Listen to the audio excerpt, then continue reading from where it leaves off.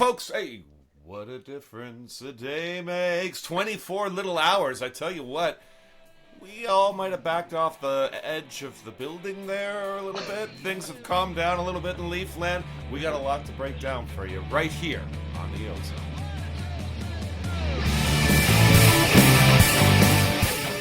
You're in the offensive zone, your place for Leafs hockey.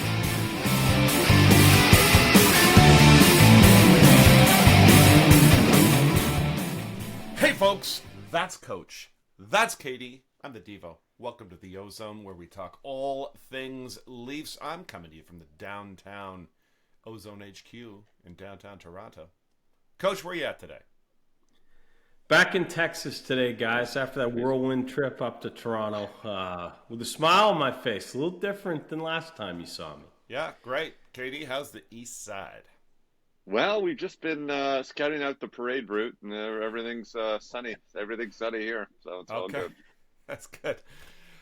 Listen, folks, hit subscribe, ring the bell. You'll never miss any content. Like and share the video. A lot of you guys aren't subscribed, so subscribe. Share it with all your friends, especially your mom. You need to get in touch with her, okay? And leave a comment. It helps us get better. Listen, folks, we were at the game last night. Some of you lucky subscribers, we got to see you. Nice to meet up with you between periods. And what a great atmosphere it was, Coach. Yeah, it was terrific, guys. You guys probably been to more games in that building than I had. And I know, Devo, you went to game one. But the feeling, there was nervous energy to start that one. I mean, it was jam-packed. And just people were waiting to let out some emotion, good or bad, I think, right? And to get off that start. So I went to the game with my daughter, Jessica. We had pretty decent seats here. And, Marner gets that penalty right away. And it's loud in there. And she goes, and she doesn't go to many games either. She says, "Oh, Dad, it's loud." I said, "Hey, wait till we score on this power play." And then Marner scores like right away. And that's the loudest I've ever heard that building. Yeah, it was fantastic. Yeah. Great atmosphere, and didn't have to deal with like we're gonna blow this lead either. Yeah. So we thoroughly enjoyed it. It was awesome. It was a great time. Yeah, it was a great night all round. Katie, what'd you think? Absolutely. In game one, Tampa Bay were able to get up early and really take a lot of that energy out of the building. Sure. You really lose that hometown advantage. So, ideally, you always get up in those games at home, and the crowd is pumping and ready to go. I thought they were really the sixth man out there last night for sure. Yeah, it was a lot of fun. And obviously we're slapping some pictures up here as we talk. Nice to see some loyal subscribers between periods. Always fun. Always fun to hang out. All right. What did you like about that game? This should be a good segment. Wait, before I leave this other segment here, listen, MLSE, the Ozone's 100%. We're 1,000%. Okay, we're 0-4. We just win when we're at the game. So you got to get us plane tickets. We got to get us seats for the rest of the playoffs. We're batting 1,000. So I that's important. MLSE, you know how to get us in the comments. You can email us the tickets. Keith, you're welcome. Yeah. Katie, what'd you like? Oh, lots of things I like. First of all, we have some good buddies, Shum, and a few for hooking us up with tickets. That was great. It was good to see some boys, Pat and Simon, and even post game with Boogs and Andy Song and even Spence. So that was good to see those. We won't talk about all the places we went, but good time was had by all, and we were able to donate some money to various establishments all around the city. So that was a good time. I thought that the team did a good job supporting the puck. I talked about that before, but when they're doing that and they followed the Devo's advice and they were skating, everything looked good.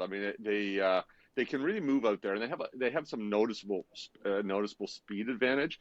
So when they're playing as a team and they're moving around, I thought they were great. I thought they gave up the blue line a little too easily. The defense, especially killing penalties.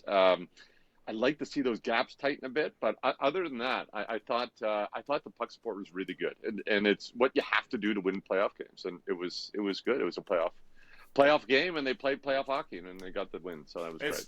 It's a good point, people. If you look up here, somewhere up here, you'll see a link to the video we had after Game 1.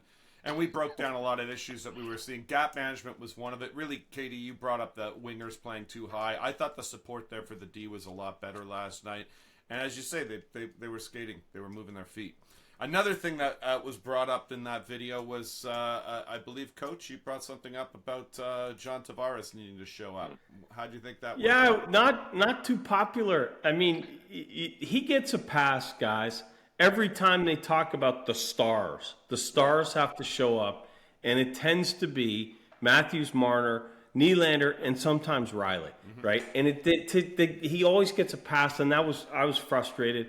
So I said, hey, we talked about what needs to change for Game 2. I said, he's got to show up. He's got to do something, and he sure did. He sure did. And I talked specifically about him 5-on-5, and he had 2 5-on-5. Yeah. Good stuff. And look, guys, we didn't predict that. Remember when they released the lineup and who was going to play with who? Yeah. We weren't fans of what Keith was doing. And yet it turned out great. So good for that guy to show up. I like that. And the other guy that I really liked from last night was Morgan Rielly.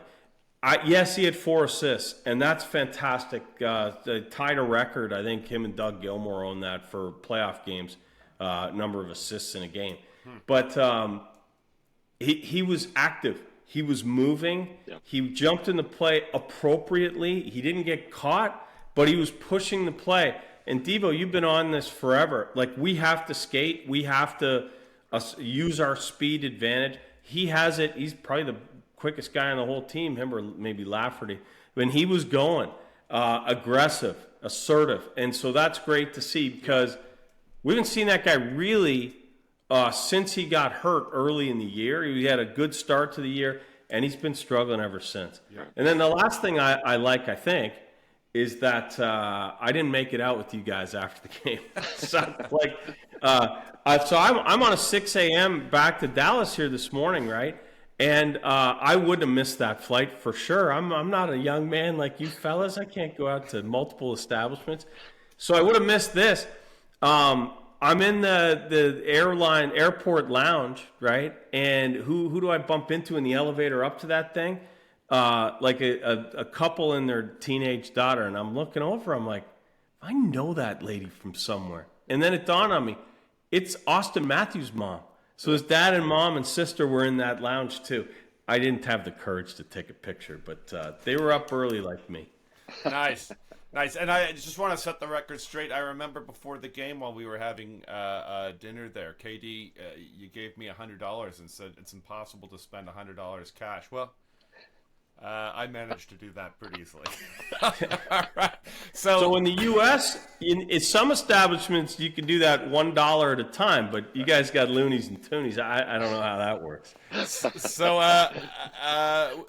let's look forward, guys. Let's break out the crystal ball and look forward. What's going to happen? Game 3. If you remember last year, Toronto came out and had just a gem of a performance to open up the series. And then the second game really went against them. And so far this year, it's been the opposite. Toronto came out flat in that first period. They got crushed, and they never recovered. And then the second game, they got up early and they skated them out of the rink. So what's going to happen? Is it going to be game 2 or is it going to be game 1, or when do things start settling down? Katie, we'll start with you.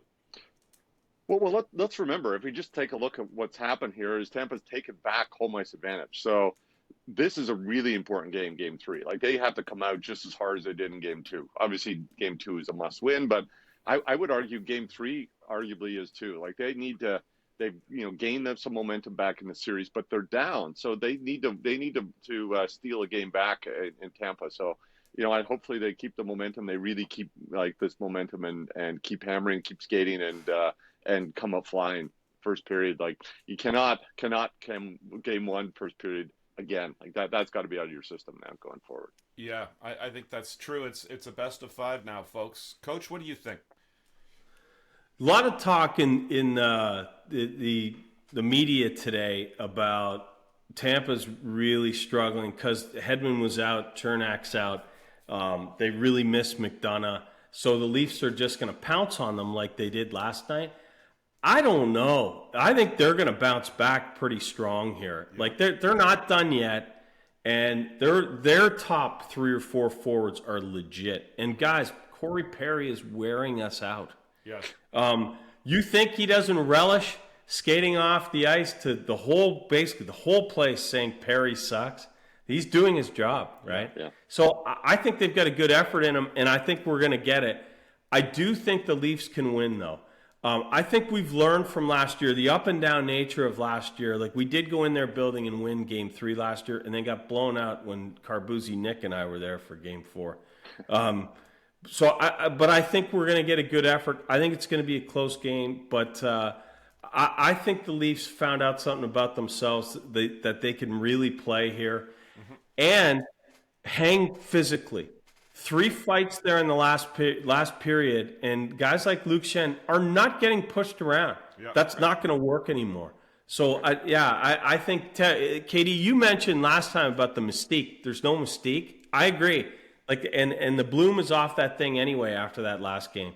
So I think the Leafs win a close one. I sure hope so, guys, because it is a critical game. Yeah, absolutely. And the old ticker can't take it if they lose. But here's they had a defibrillator at the top of my section, which was very good. Yeah, well done. Well played, Well MLSC.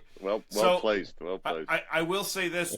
What I said before the series stands for me. If the Leafs are able to skate, they should win this series. Like, if they can get off and move the puck, get north-south, support the D and break out clean, they should win the series, even if Vasilevsky plays well. But Tampa's just their experience. They know how to muck.